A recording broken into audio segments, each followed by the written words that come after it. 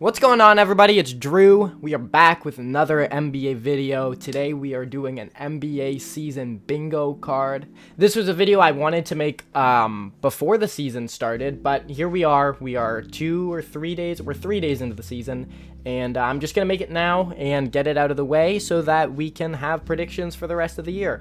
If you guys like this video, make sure to like and subscribe. I don't have a subscriber goal right now. We're just trying to make as much content as possible. Stick around if you think that's cool. Okay, so obviously our free space is Terry Rozier gets banned.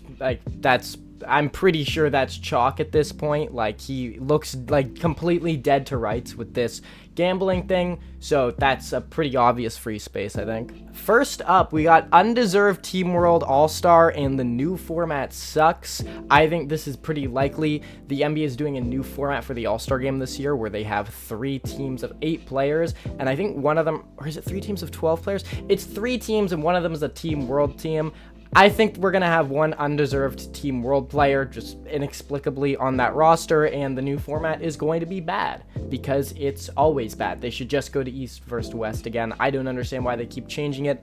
It's literally for no one. Next, we got Bulls get fleeced in another trade. Every single season, the Bulls find a way to lose incalculable amounts of assets, unknowable amounts of assets in a trade, and just get absolutely nothing back. They've been doing this for years now. This offseason, they traded Isaac Okoro for Lonzo Ball. I don't think that was a very good trade. Last year, they turned Josh Giddey into Alex Caruso, which was okay, but now they're building around Josh Giddey. The DeRozan trade was a disaster. The LaVine trade was a disaster. They are just never good at getting assets. They're just the worst at it. So I'm going to say they get fleeced in another trade. They've got some trade candidates on the roster, maybe Patrick Williams, probably Nikola Vucevic. There's some guys who could definitely fleece them, so I'm going to say the Bulls get fleeced in another trade. Throw that on the bingo card. I think that's going to easily hit. Okay, next we got MPJ and Cam Thomas average less than 6 assists combined this season, but average 20 points a game each. Last year, I believe they averaged 6.5-ish combined, or like maybe just over 6. I'm going to say they average less than 6 combined. MPJ is going to shoot the hell out of the ball, and he is not passing to anybody. Cam Thomas is even worse. Like, he literally only knows how to ISO. He has one button on his controller. I'm gonna say this one's gonna hit easily. They're also gonna like be bumping up their scoring like crazy, so I'm gonna throw this one on. 6 assists is like a pretty hard number to hit. Like, I would say like 6.5 they'll definitely get, but like if they're averaging less than 6 combined, like that is like new levels of like unwilling to pass Kobe wannabe itis. But I think this one's gonna hit. Next, we got Wemby quadruple double. He is breaking basketball right now, so I think it's pretty likely that he actually gets one. If not this season, he will get one eventually. He may make this stat a lot less interesting going forward. I think it's pretty likely that he gets it this year because he has leveled up his game completely. We've got more Wemby squares on this card later. But yeah, Wemby quadruple double. I'm gonna throw that on there. Okay, next we got the Lakers get a top 4 seed. Luka is first in points per game and wins MVP. So we need 3 legs to here to get this square to happen. But I think if Luka's gonna win MVP, like I predict he will, if he's going to lead the league in points per game, like I think he will. I think the Lakers are probably going to get a top 6 seed. They have to get like actual like production from their supporting cast, and they need LeBron to come back to lock up like a top 4 spot. But I think if they can get their defense back in line, and if they can get some production out of guys like Marcus Smart, DeAndre Ayton, shit, this could hit. Like, I could definitely see this. I penciled the Lakers in. I think it's the 4 or the 5, just because I'm super high on Luka, and I think their supporting cast is not as bad as it looks early. It looked really, really bad last game, but I think they can still turn it around. So I'll put that in. Lakers get the 4 seed. Luka MVP, and he leads the league in scoring. All super possible. All right, next we got LaMelo and Brandon Miller get all-star votes, and the Hornets suck anyways. Now, what do I mean by the Hornets suck? Well, obviously, like, just I think the rest of the team has to be like a dumpster fire, and I think if I have to put like an over-under win total on them in order to get this to hit, I would say like 32. I'll say if they get under 32 wins and under. So we'll put their over-under at 32. 32 and a half, 32. 32 wins and under, and we'll say the Hornets suck. But LaMelo and Brandon Miller get all-star votes because they both have awesome seasons and don't get hurt. I think this is pretty likely. The Hornets supporting cast pisses me off so much. They have like almost no competent basketball players on this team. They got nothing but guards in the offseason, and it's just going to be the LaMelo and Brandon Miller show this year. Their defense is going to be horrible. I think they may have the worst in the NBA. Like, they have like 2 good defenders on the whole team on like a good day. So yeah, I'm gonna say that LaMelo and Brandon Miller play really well this season, but the rest of the team just sucks. I think that's kind of a lock, low-key. All right, next we got Jason Tatum and Kyrie both missed the whole year. I think this is also pretty likely. A lot of people think that Jason Tatum's going to come back for some reason because his Achilles is recovering at like an unseen rate and that like he wants to come back. I don't really understand why. He should just sit out the whole year. It doesn't really make any sense. And then I think Kyrie's also not going to come back. I just don't think the Mavericks are going to be competitive enough to make it worth it. So I'm going to say that they both missed the whole season. Not because they like physically can't play, but because like why would either of them come back? It just doesn't really make sense to me. Okay, right next to that we got Bam Adebayo proposes. This is a half-court shot. I'm not going to lie. I don't think this one is hitting. But we just had Taylor Swift and Travis Kelce get engaged, so I guess this is just like a thing that can happen. I'm gonna say Bam Adebayo and A'ja Wilson get engaged. We'll throw that on the bingo card. I swear to God, I see like an update about their relationship like 3 times a day on my IG feed. So let's just make it happen. Let's just like rip the band-aid off. Okay, next we got the Clippers get punished huge after the Kawhi scandal. People seem to forget that the Clippers are in like major shit with this aspiration thing and that the league can punish them pretty badly for it.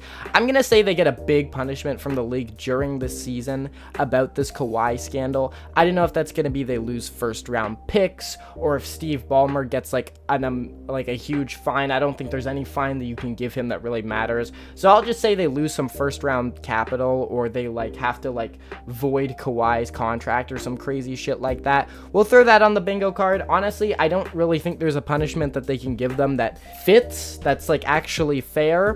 But I mean, maybe they can take away a bunch of first round picks, like the Joe Smith punishment. We'll throw that on the bingo card. Kind of unlikely, but I think it could definitely happen. All right, next we got Lauri Markkanen gets traded. This one may as well have been the free space. I was gonna put something else about like where he gets traded to, but I guess I'm not 100% sure that he'll get traded, but I'm like 99.9%. So this one's pretty much a lock.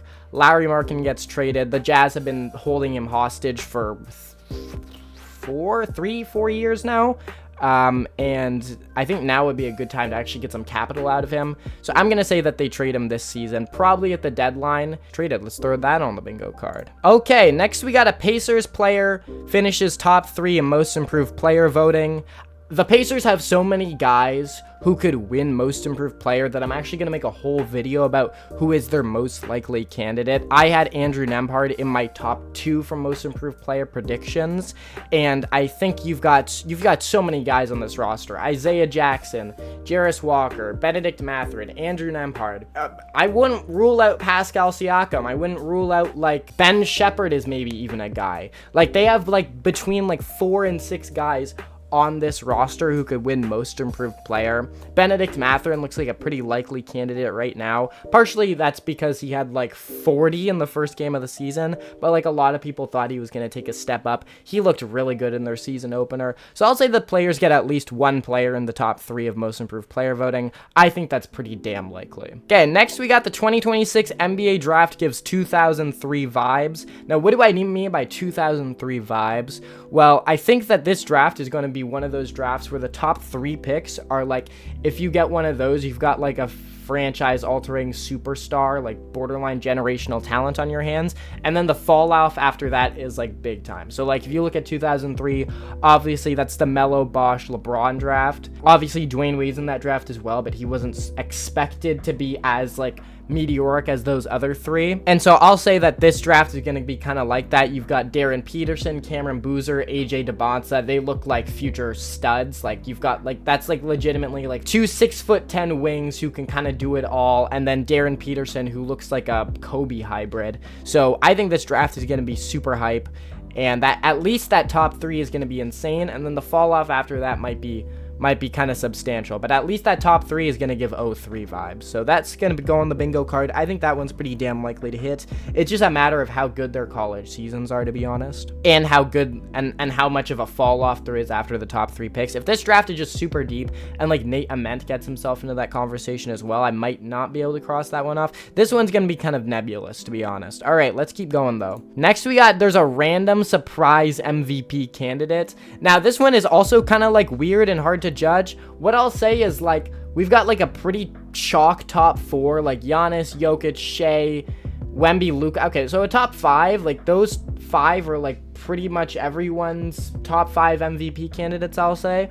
What I'll say is that we get another one guy in there who falls out, and then you get like a Cade Cunningham, a Jalen Brunson, an Anthony Edwards, Evan Mobley, Donovan Mitchell. One of like those guys fits his way into like top 5 MVP discussion, but it has to be bare minimum. Like one of those guys that I didn't mention at the front has to fall out, and then you get someone else as like a consensus top 5 candidate. We'll throw that one on the bingo card. I think it's kind of likely. It just depends on how you feel about guys like Cade and Mobley to take another step this year, but that top 5 is really goddamn hard to break into. Okay, let's keep going.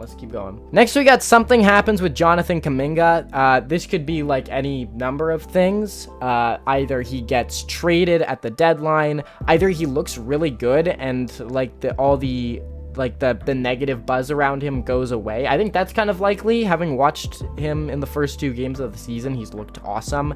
He's looked like he fits way better in the Warriors system. He's been moving without the ball. They've been creating offense for him. They've been able to blend those things really, really well through 2 games. So I'm just going to say something happens with him. Something changes about his status in Golden State, and either it's guaranteed that he gets moved at the deadline, and he does get moved at the deadline, or that discussion completely goes away. But I'll say that things don't stay the same as they are right now, where people are like pretty sure he's getting traded, but it's probably we're a ways away from that happening.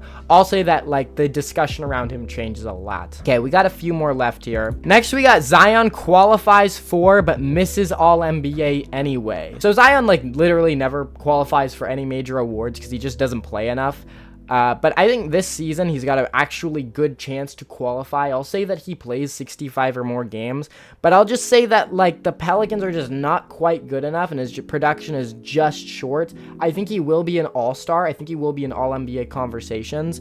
But when we talk about like 65 games of Zion on a Pelicans team that wins like 39 games versus like Jaren Jackson plays like 80 games and is a better defender, and the Grizzlies win slightly more games, like that's the sort of path for Zion to miss all NBA in spite of qualifying. I think this one's pretty damn likely to hit, honestly. Last time Zion played 70 games, he missed all NBA, so it's not even a guarantee if he plays like 70 that he makes it. But he has looked pretty damn good through preseason in 1 game, so I don't know. We'll see. Skinny Zion might make all NBA. I'm gonna say he misses it though. All right, let's move on. The Rockets get forced to trade for a point guard. I just can't picture this team like going the whole year without like any point guard play at all. It was so bad in their first game, partially because I think that the all bigs lineup just doesn't really work. They're just gonna have to do something and go out and get one. I guess if they're not gonna play Aaron Holiday, then I really think that they're gonna be forced to. Whether that's like a Dennis Schroeder, I don't think they're going for Russell Westbrook. Maybe, yeah, like a Dennis Schroeder or like a Derek White if they really want to go all in on one. There are some point guards definitely available to them. And just the complete lack of ball handling on this team, just the complete lack of shot creation is so bad that I actually think like they're going to have pretty much no choice. So I'll throw that on the bingo card. The Rockets get forced to trade for a PG. And this is also going to be like influenced by their record. Like if they're really not that good this season, like if they're kind of middling, like 6th, 7th, 8th seed, then I think if they really start to feel that break glass in case of emergency, then they're definitely going to go ahead and get one because there are point guards available for them. Okay, next we got Ben Simmons retires from hoops. Yeah, Ben Simmons is not on an NBA basketball team in 2025.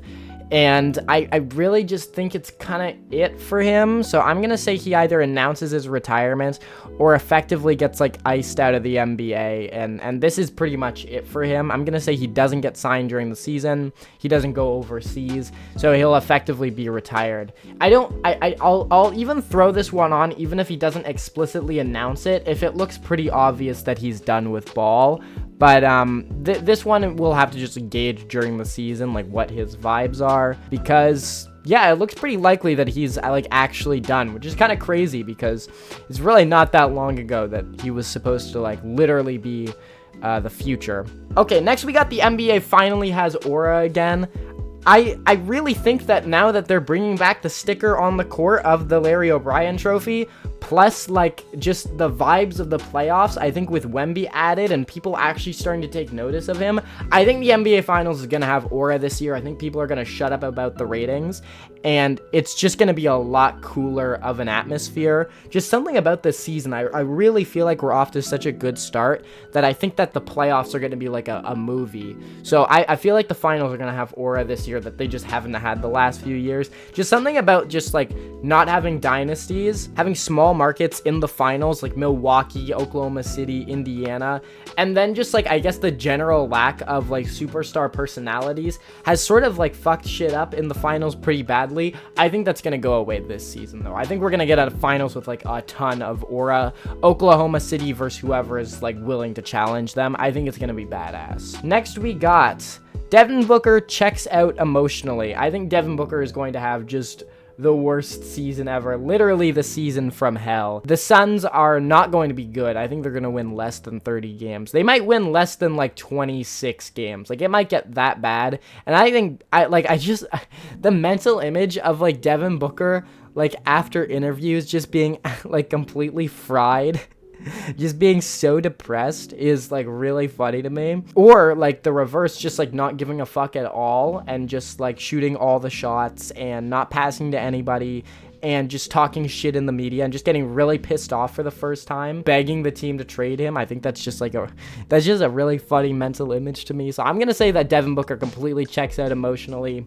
The Suns are just completely cooked, so this seems like a pretty good time for him to do this, honestly. Okay, let's move on. I don't want to get political, but like just the videos of him destroying Andrew Cuomo at debates have been like so like funny and refreshing to me that like I just think eventually he's gonna end up at a Knicks game and he's gonna get a round of applause. I think this is probably going to happen. Like he references the Knicks like all the time.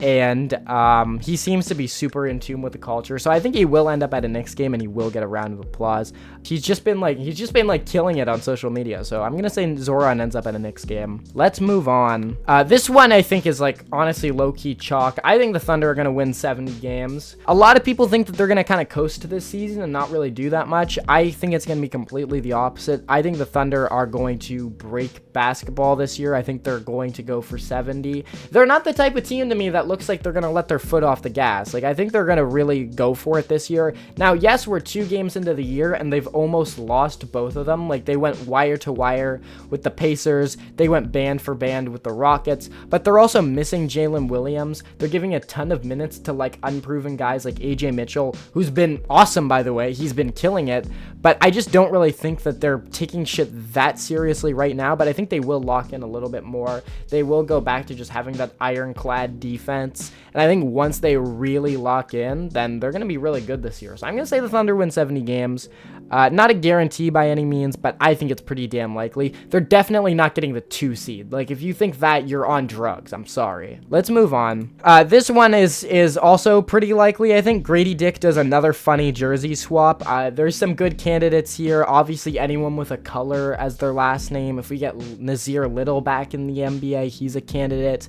I think that Javon Small is a great candidate. If we get the Small Dick jersey swap, I think that would be absolutely beautiful. I'm going to say Grady Dick does another funny jersey swap, because why the hell not? Okay, last two, we've got a big one under here. I don't know which one it is. We'll go with the left. Cooper Flagg doesn't win Rookie of the Year. Now, a lot of people penciled Cooper to just automatically win Rookie of the Year this year because he is so good. He's a generational talent, all of that. And I fully buy the hype with him. I am the biggest Cooper Flagg defender there is. I think he's going to be a top 5 player probably by the end of his rookie contract. He's that good. But I think there's a lot of guys who could win Rookie of the Year this year. VJ Edgecombe has come out the gates super hot. I really like Jeremiah Fears. I think Jeremiah Fears is going to be an all-star pretty soon. Trey Johnson is a decent candidate to me. Cedric Coward is a decent candidate to me. There's a lot of good candidates. Cooper Flagg, I think, is going to just start a little bit slow. Like, there's so much pressure on him,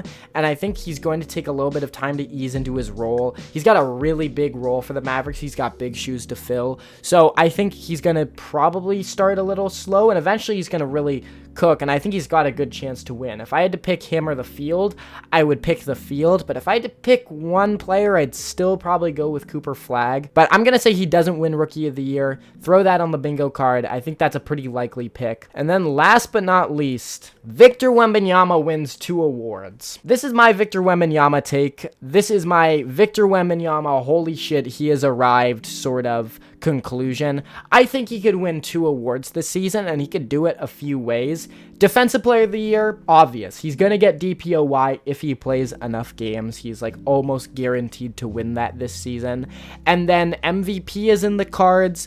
Most Improved Player is in the cards. I guess like Clutch Player of the Year is in the cards. So I think he's got a chance to win a bunch of random awards. Plus, I think he could win MVP and DPOY in the same season. It's just a matter of how high the hype gets, how good the Spurs are as a team. He's a guy who could average 30, 15, 3 assists, 4 blocks this season. That's going to get you in the conversation, especially when you do it as spectacularly as he does it, like literally breaking defenses. He broke Derek Lively, he broke Anthony Davis, he completely demoralized the Mavericks in their first game. So I think this is a pretty likely pick. I think he could totally win MVP and DPOY. I think he would win Most Improved Player in DPOY. He may go for all 3 under the right circumstances. I'm gonna say Wemby wins 2 awards, and that's gonna do it for the bingo card. We're gonna try to do maybe one more of these at some point, maybe for the playoffs.